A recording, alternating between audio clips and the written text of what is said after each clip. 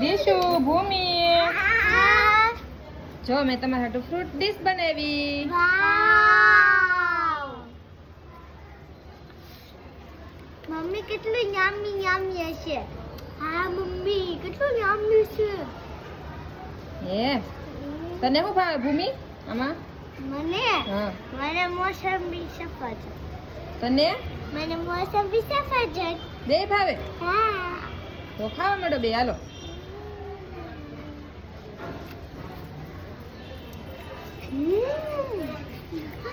વો મસ્ત છે મમ્મી. હા બહુ મસ્ત છે. જો ખાવા માંડો બે હો.